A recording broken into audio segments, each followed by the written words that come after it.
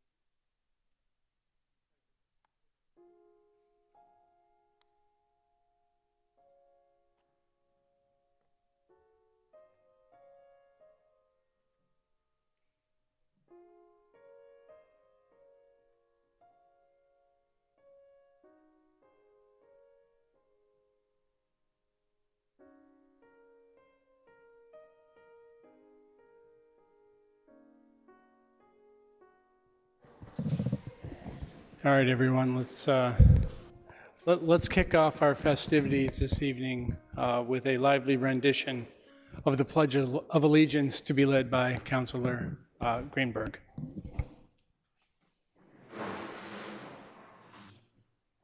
Allegiance to the flag of the United States of America, and to the republic for which it stands, one nation, under God, indivisible, with liberty and justice for all. Can we switch?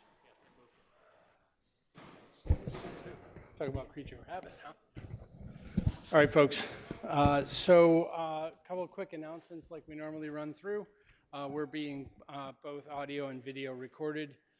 Joining us online are Councilors Damobed, Silber, Kalis, Mickley, and Lucas. So that puts us to a total of 19, is that correct?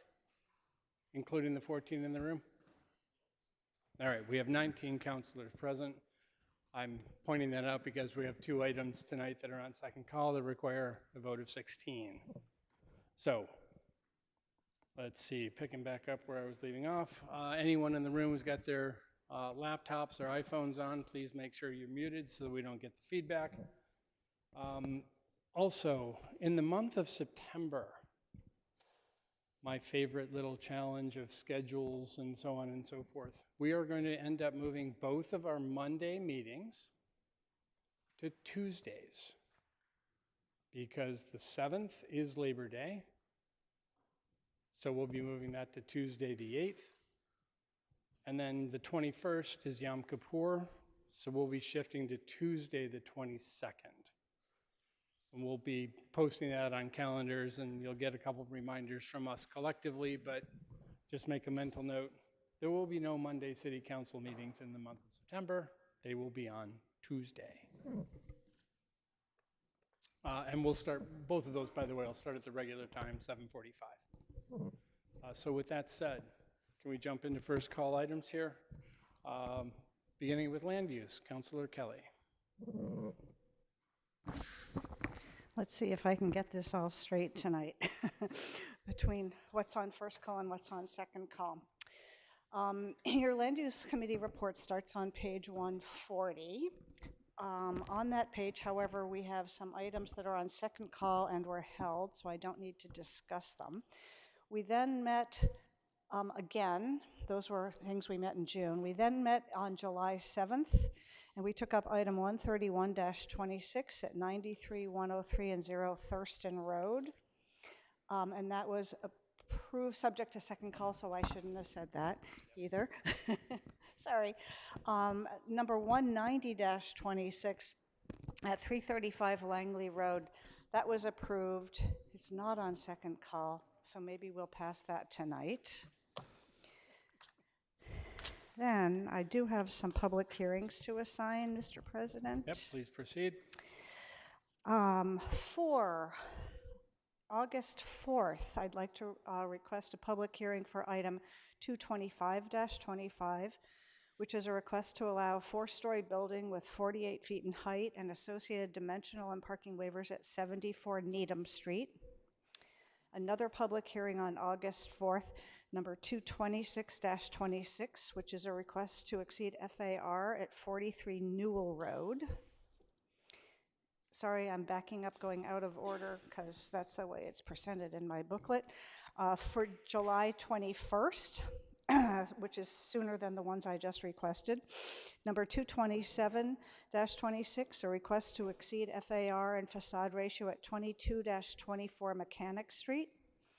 Also for July 21st, number 228-26, a request to exceed FAR at 33 Aspen Ave. And then, hopefully also on July 21st, number 224-26, which will be a discussion on consistency rulings. I think that's it. Mr. Clerk, did I hit everything? I believe so. Thank you. The other items are all on second. Great. And for zoning and planning, I believe we've got Councilor Wright. Thank you, President. Thank you. We had 2 items, 5726, request for discussion ordinance amendment to dimensional controls aligning use and zoning. That was held. And 65-26, requesting discussion and amendment in section 153 of chapter 30 zoning, which is talking about setbacks to allow transformers to project into the setback. That was held because Eversource couldn't come to our last meeting, and we're hoping that they'll be at our next meeting next Monday. Thank you. Fantastic. For programs and services, Councilor Krinsman. Thank you, Mr. President. Programs and Services Committee met on June 24th. Report begins on page 143. The one item, item 213-26, was approved by the committee by a vote of 6-0. That item was moving of the Ward 2 precincts 2 and 3 polling location back to the Cooper Center for Active Living that had been temporarily moved to the Cabot School during construction, so we're excited that that'll be moving back, passed by a vote of 6-0. Also have 2 late filed items. These are requests to set the early voting hours for the state and federal primary on September 1st and the state and federal election on November 3rd. So I would ask for a suspension of the rules to allow those matters to be admitted. Councilor Krinsman needs a suspension of the rules. All those in favor say aye. Aye. Aye. Opposed? Abstentions? Fabulous. Thank you. With that, I would move the report. Thank you, sir. Let's see, for PS&T, Public Safety and Transportation, Councilor Block. Thank you, Mr. President. The report begins on page 143. There are 2 items to report.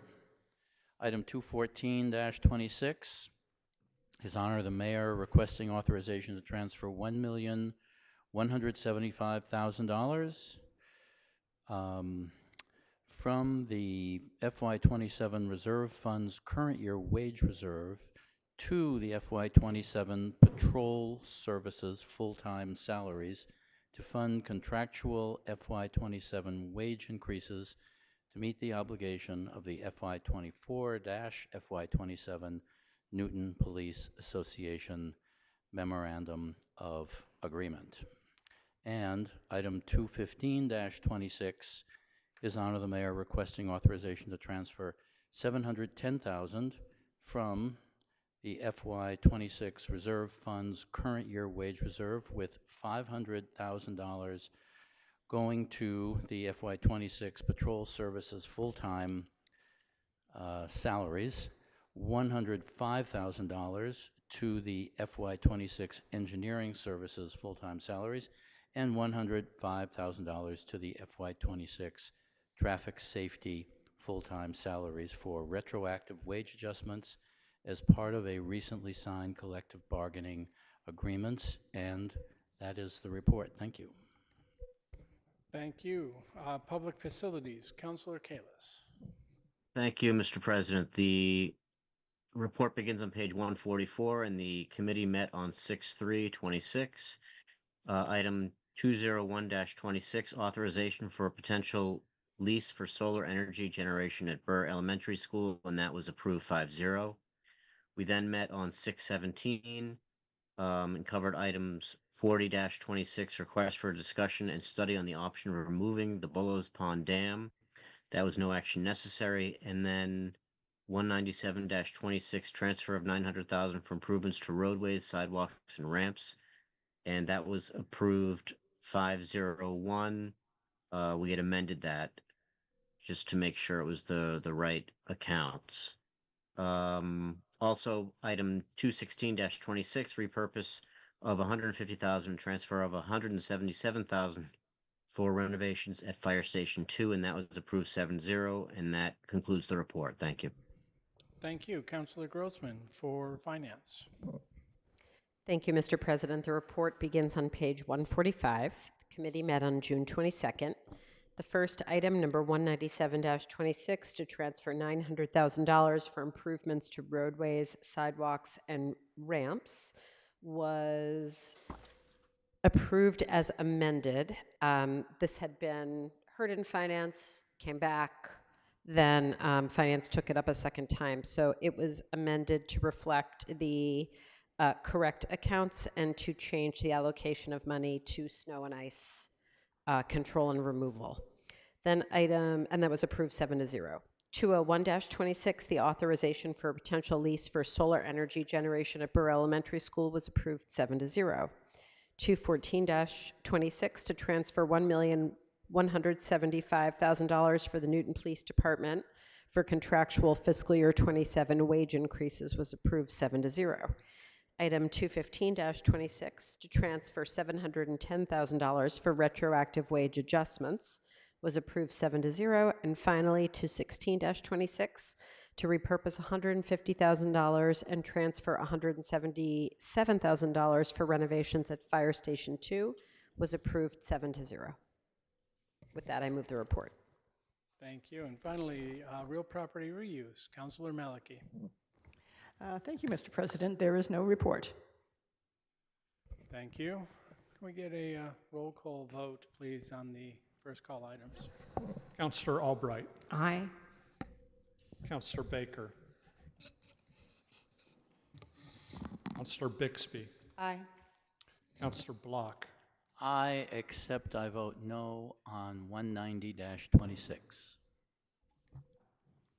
Councillor Charm. Aye. Councillor Damabad. Aye. Councillor Farrell. Aye. Councillor Getz. Aye. Councillor Golden. Councillor Gordon. Aye. Councillor Greenberg. Aye. Councillor Grossman. Aye. Councillor Irish. Aye. Councillor Kalis. Aye. Councillor Kelly. Aye. Councillor Krinsman. Aye. Councillor Leary. Aye. Councillor Lucas. Aye. Councillor Maliki. Aye. Councillor Mickley. Councillor. Aye. Aye. Thank you. Councillor Roach. Aye. Councillor Silber. Aye. Councillor Wright. Aye. President Oliver. Aye. On this vote, the yeas are 23, one councillor is absent, and there is a single exception on item 190-26, which makes the vote there 22, one absent, and one exception on item 190-26. Thank you, sir. All right, we now have 3 items all on second call, all land use items. So, Councilor Kelly, if you wouldn't mind taking the floor, please. I'm going to try and be brief but thorough to bring the other 16 counselors up to speed on these projects with a little bit of background. Item 175-26, which is at 9193 Newtonville Ave. The Land Use Committee met on May 19th, where we reviewed and voted unanimously in favor of the request for a special permit, subject to this second call, to exceed FAR and residential facade ratio, allow 3 stories, extend a non-conforming front setback, allow retaining wall over 4 feet, and to alter non-conforming parking at 91-93 Newtonville Ave. The previous home had been condemned and razed before the current owners purchased the property. Due to the small 4,000 square foot lot's narrow configuration and steep slope with a grade change of 22 feet, the resulting two-family plan requires several waivers, including front setback, walls that exceed 4 feet in height, and parking within the front setback for 2 surface stalls, 1 per unit. The structure is deemed 3 stories due to the slope, which has a rear basement, and though it's unfinished, it counts as the first floor, although it appears to be 2 stories high from the street. The committee approved the proposal subject to second call tonight because details and plans were not prepared excuse me, by the May 19th meeting. The committee requested to see a plan and the intended use for the backyard, a landscape plan showing steps from the deck to the rear yard, and what materials the retaining walls would be constructed of, and these were all later provided. We voted in favor 8-0, subject to tonight's second call. I believe it was Councilor Leary who put it on second call, in case you wanted to speak to it. Yeah, is there any further conversation on this item, or are all the questions addressed? All right, so I think that unless I have additional comments, I see no hands online. I'm not seeing any in the room. I think we're ready to vote this one out. Can we get a roll call on this item, please? Councillor Albright. Aye. Councillor Baker. Councillor Bixby. Aye. Councillor Block. Aye. Councillor Charm. Aye. Councillor Damabed. Aye. Councillor Farrell. Aye. Councillor Getz. Aye. Councillor Golden. Aye. Councillor Gordon. Aye. Councillor Greenberg. Aye. Councillor Grossman. Aye. Councillor Irish. Aye. Councillor Kalis. Aye. Councillor Kelly. Aye. Councillor Krinsman. Aye. Councillor Leary. Aye. Councillor Lucas. Aye. Councillor Malachy. Aye. Councillor Mickley. Aye. Councillor Roach. Aye. Councillor Silber. Aye. Councillor Wright. Aye. President Oliver. Aye. On this motion, the ayes are 23. 1 councillor is absent. The motion carries.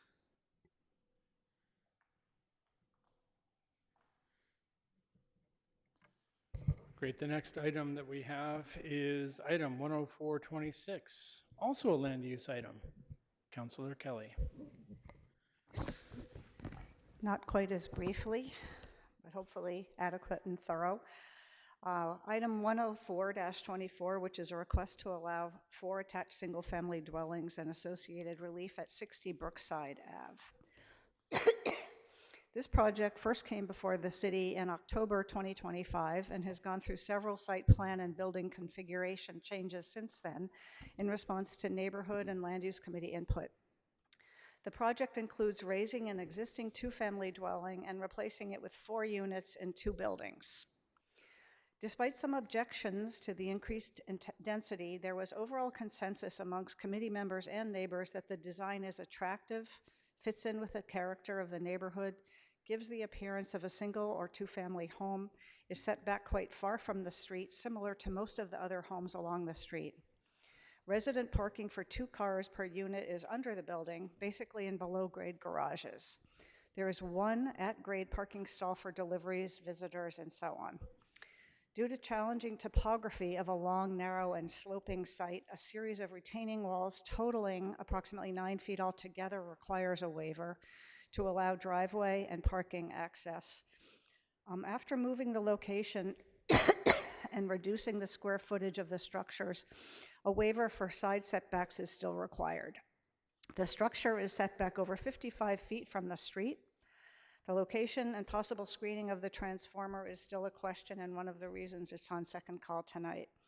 Initially, a petition opposing the project was signed by many neighbors. As the design developed over time, some of those signers have changed their minds and are now in favor of the proposal, as evidenced by the many emails we've all received over the last few weeks.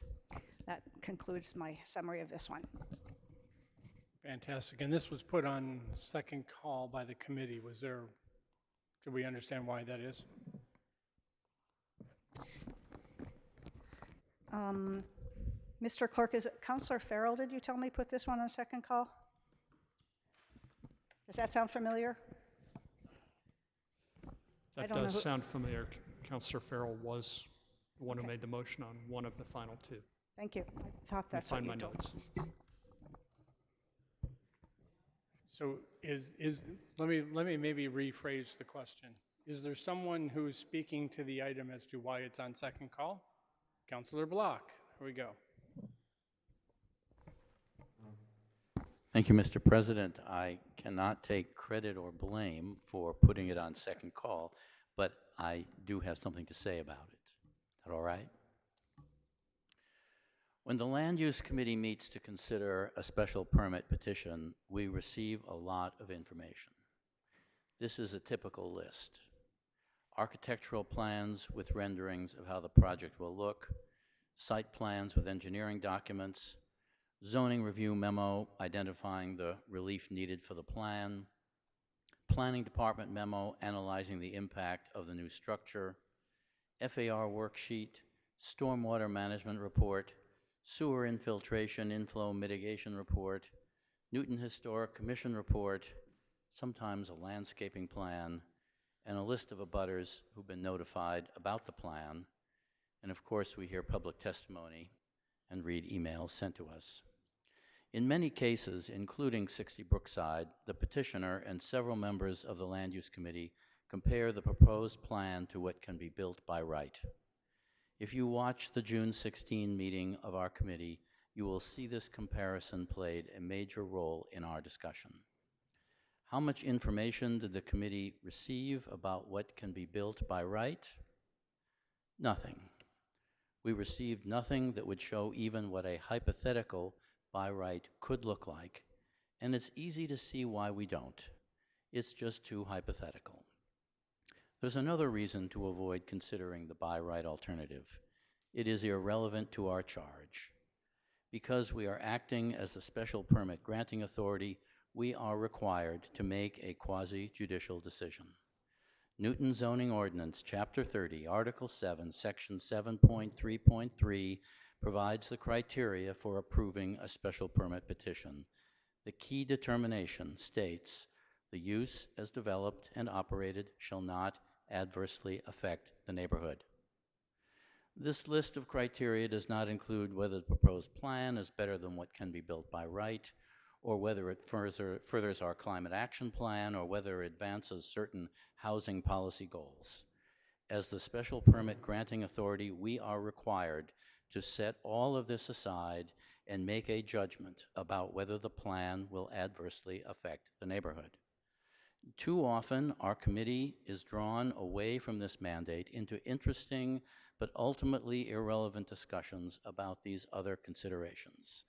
Since we are all bound by these rules regarding how we evaluate special permit petitions, and most city councilors do not attend land use committee meetings, I suggest that all councilors spend a few minutes watching our June 16 meeting, and to give everyone the time to do so we can have a more robust discussion, I charter this item. Thank you, Mr. President. All right, that item is chartered, so there'll be no further conversation about item 10426 until we take it up at the next council meeting, excuse me, in August. The last item tonight is item 13126, also a land use item. Councilor Kelly.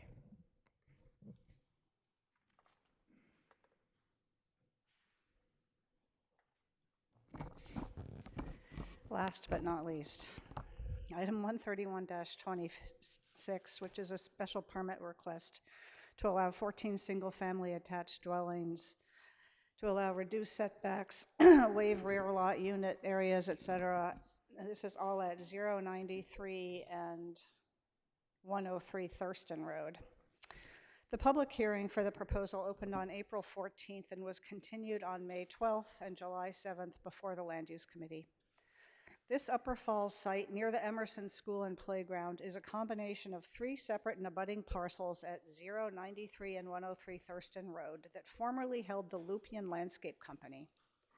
Since it first came before us, the plan has been modified after neighborhood and city council input to be reduced from 16 to 14 units, from 8 separate buildings to 7, from 6 curb cuts for driveways to 3, compliance with front and side setbacks, and a reduction in parking from 32 to 29 stalls. One loss during this process was an inclusionary zoning unit, although the project still provides 2. Some neighborhood objections remained to the increased density over the previous use, and 1 unit being within the rear setback. Having a decades-old unofficial easement pathway referred to as Lupian Path still be available for walking access to the Emerson Playground was important to many residents and was agreed to by the abutting owners and this developer, who promises a 1-foot additional easement for pedestrian access, which is written into the conditions. There was much neighborhood input on this proposal throughout the process by a large group of engaged residents, from site visits to Zoom meetings, and many residents sent the council emails with their thoughts too. Terrific Ward 5 community outreach by Councilor Irish. Planning noted some requested information that had not been submitted, but the development team presented responses to all of this at the July 7th meeting, primarily clarifications around where trash and snow would be stored and removed, discussion on the location of a transformer to be confirmed by Eversource at a later time, square footage estimates of the units. They're averaging around 2,400 habitable square feet per unit. Whether turning radius studies were necessary for the parking stalls. They were deemed not needed because of the adequate provision of ample driveway aisle widths. Wordsmithing of a few conditions, such as house screening for privacy with some abutters, would be handled by the developer. Were going to be reviewed and edited by law and planning, which put this item on second call.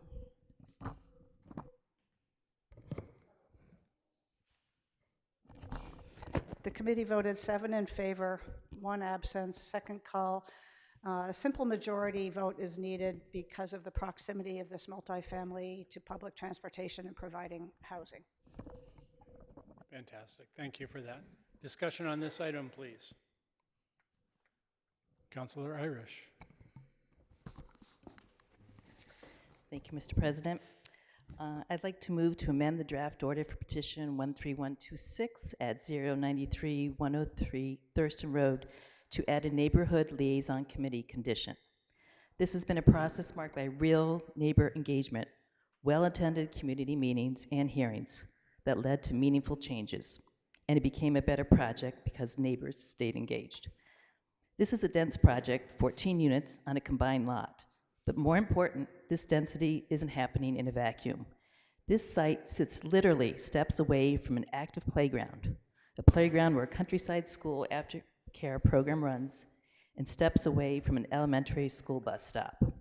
So construction impacts, including noise, dust, truck traffic, and changes to sight lines will be felt directly by families and children nearby, not just adjacent property owners. I'd like the same engagement to continue through the construction process in a form that doesn't rely on goodwill alone.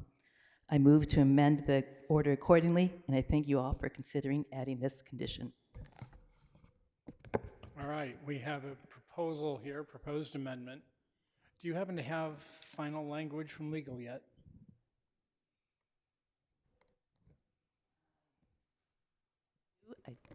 I believe it was final. I don't have it. Which is okay, I'm sorry. Yeah, I do, yeah, there was language. You do have it? Yes. Can we, is there a way to get it to the clerk so we can have, so folks can look at it? Or could you literally just kind of slowly read it through so that we get a sense of, because I mean, most of the liaison committees, the language is generally straightforward. It identifies how many, what their role is, how many folks on the commission that is. Let's see, if legal's not online, are they by any chances? I did not see anyone from legal, sorry. Thought this was, yeah, he did. Let me pull this up.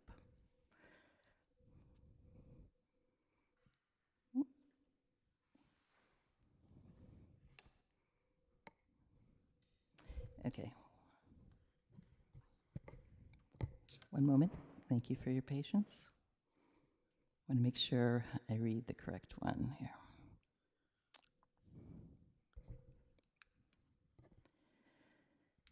Okay. All right. The language proposed by legal is, when not less than 2 months prior to the commencement of any site work and other construction activities related to the work approved this special permit site plan approval, a neighborhood liaison committee shall be established consisting of one designee of the petitioner, the ward councilor, and 2 to 3 residents from the neighborhoods surrounding the project. The president of the city council shall appoint the resident neighborhood members. All meetings shall be open to the public. The purposes of the liaison committee shall be: 1, to enhance and ensure communication as to the status and progress of the construction of the project by the petitioner. To provide a forum for initial presentation of a construction schedule and any significant changes to schedule or changes of plans for which public review is appropriate. 3, to receive and deal with construction-specific issues, including, without limitation, noise, dust, parking, and traffic, to monitor implementation of the final construction management plan, and to receive notices and communications from the Department of Inspectional Services and the Planning and Development Department. B, the liaison committee shall meet monthly for the first 6 months of the construction period, and thereafter every 3 months, unless there is consensus within the liaison committee that no meeting is necessary, unless at least 6 months after the initial occupancy of the final building to be completed. And lastly, the liaison committee shall, at a minimum, give written notice to the city clerk, the commissioner of inspectional services, and the director of planning and development of its meetings. All right, thank you very much for that. So we've got a proposed amendment here. I'd like to entertain conversations about the amendment first, and then we'll get on to the main item. Is there any conversation about the amendment, the proposed amendment here? Councilor Leary, followed by Councilor Wright. I think it's a terrific idea, and it's usually what we do, especially with the larger projects, keeping the neighbors informed and other interested parties. And I remember Marie and I did that when we had a large project near us as well, and it works out very well. So I'm really glad you're doing it. Councilor Wright. I was going to say the same thing. For large projects, I wish all of those projects do have a liaison group, and it makes things go much more smoother. So I support it. Great. I see Councilor Lucas has his hand up as well. Sir? Just as a point of order, this amendment needs a second. We have a second. Thank you for the reminder. Okay, I believe, Councilor Krinsman. Thank you, Mr. President. I support the creation of liaison committee. I think it is a good idea.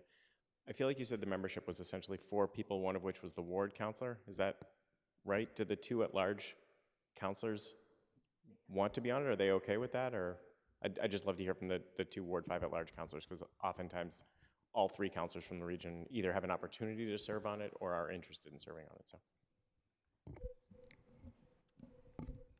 I'm happy to speak up. I heard that all the meetings would be open to the public, and so we would have the opportunity to join, but not the obligation. Is that what you intended? That sounds great to me. Councilor Getz. All right, I guess we don't have to stand.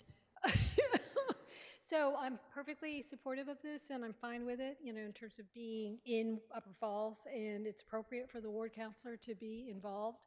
I'm a little concerned, though, why was not this amendment circulated to the council before?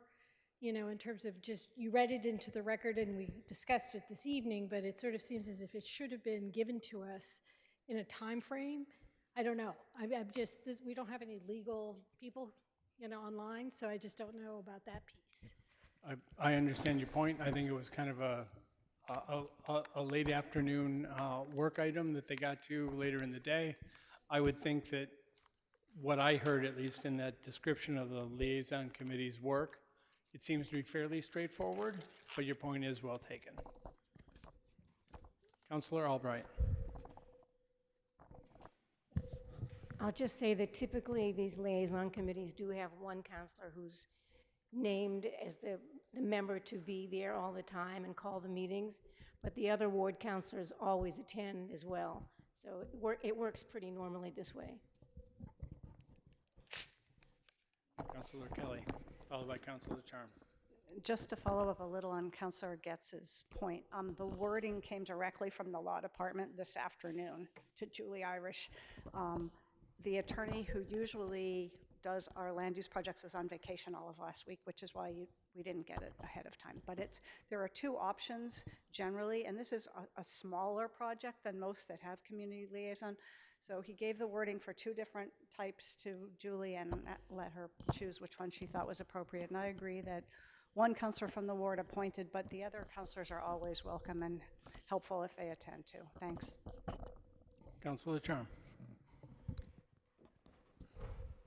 I was just going to suggest, given that we haven't seen this before, and since this is maybe the first community liaison committee that some of us have voted on, is there a way that we can screen share the language, just so we can all actually have our eyes on it before we vote? Is there a way to email that to the clerk? Will that work? Theoretically, yes.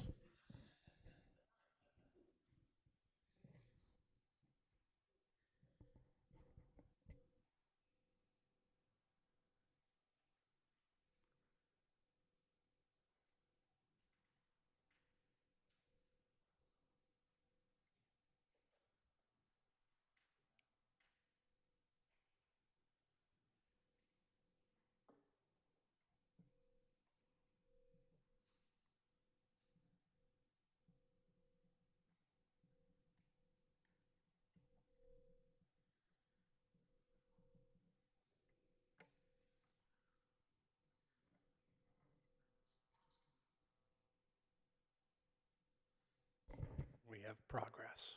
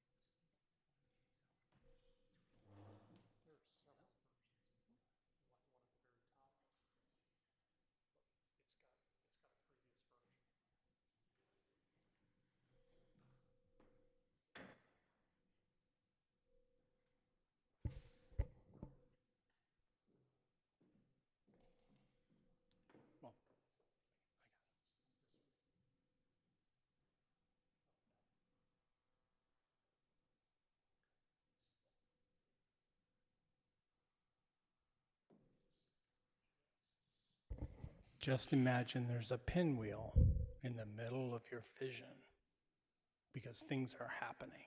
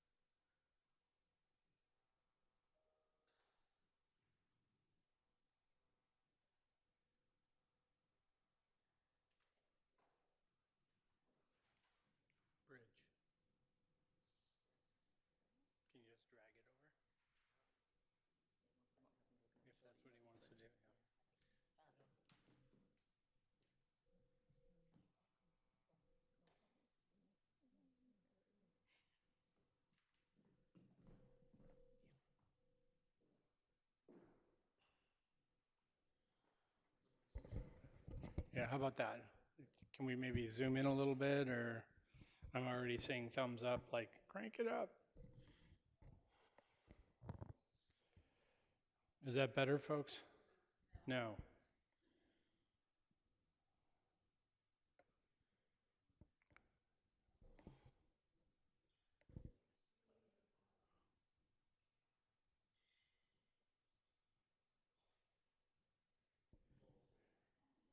Yeah, is there a way you can?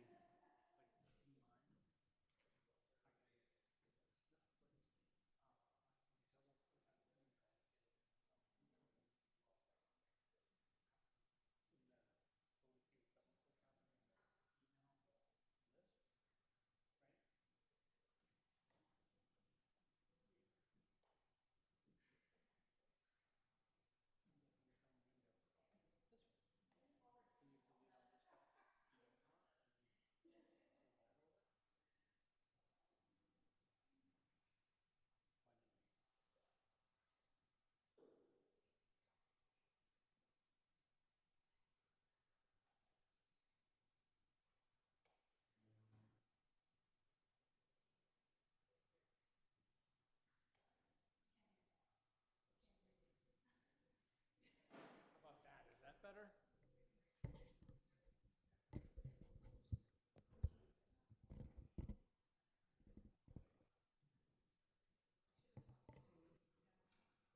Folks, is that readable yet? Okay, I'm getting more thumbs up.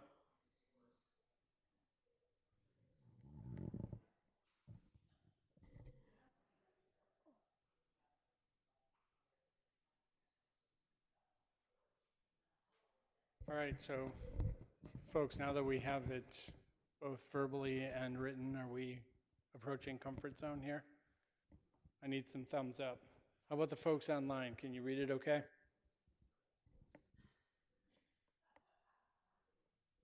Was that a nope? Yeah. Oh, okay. All right.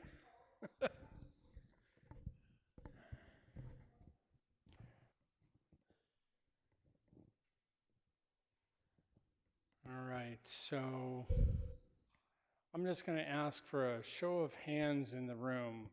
Everybody okay with the language that they're able to read or that they've heard? All right, there we go. I got everybody in the room. Online, folks, can we see maybe just the electronic hands? If we can switch back over to our friends online, just to make sure. Show of hands, everybody has had a chance to read that? Good, good. All right, so everyone's had a chance to read it. I'll ask again, do we have any further comment, question, further amendments to the amendment?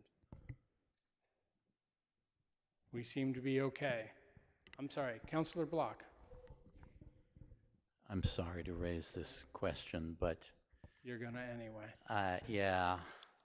If you go back to the language, can you put the language back up? It just, my experience on the Riverside Committee is what causes me under Section B. The committee's going to meet every month for the first 6 months, I guess, and then every 3 months thereafter, unless there's a consensus that no meeting's necessary. Well, there could be a consensus that the monthly meetings should continue. So I don't want to delay us any longer. I think that's a weakness in this language, that the liaison committee ought to have the flexibility to schedule meetings when a consensus has decided how often they should meet. So maybe we just sort of keep it in mind that somebody could come back and amend this language at some point in the future. So that's just my comment on this. So I'm not objecting to this language. I just think there's a weakness. There's a weakness in this language. Well, it's only a weakness if you see it as such. It could also be a limitation on the authority of the liaison committee. Okay. Any further comments, questions? Anybody online? I can't see hands on my screen.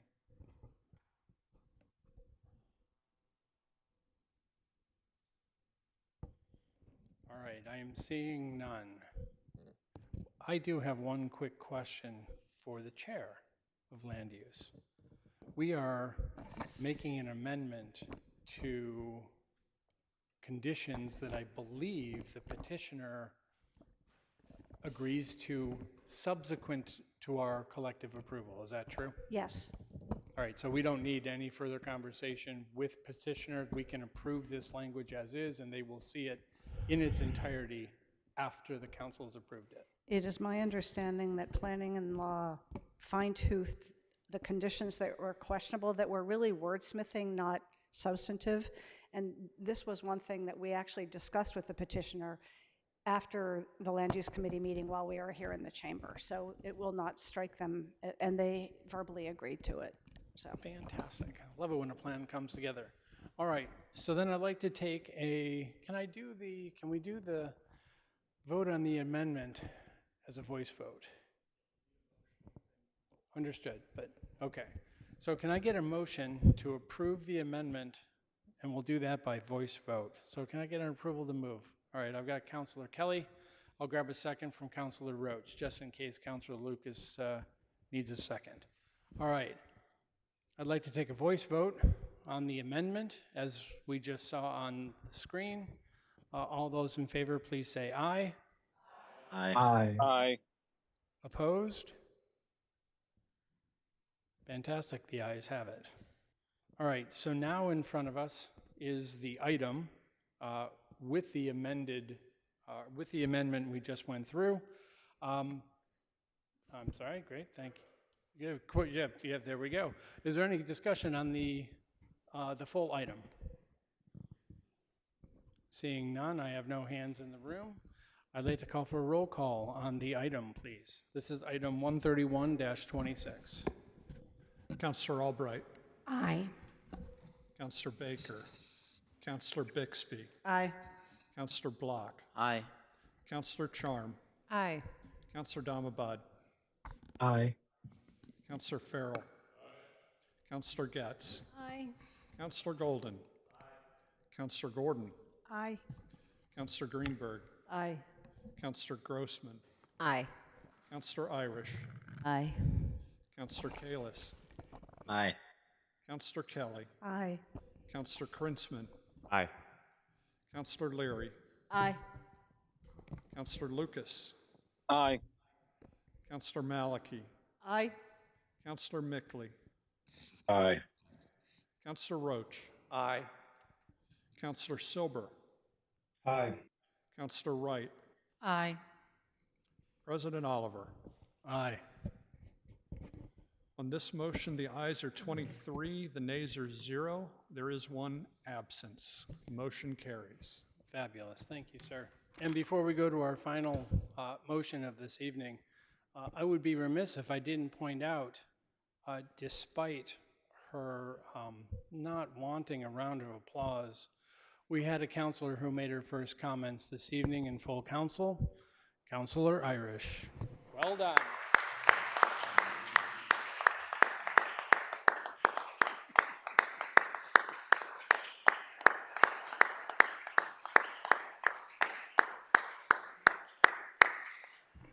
All right, I think she's sufficiently read. Do we have a final motion to adjourn? Motion to adjourn. Fantastic. Thanks all. Have a great evening.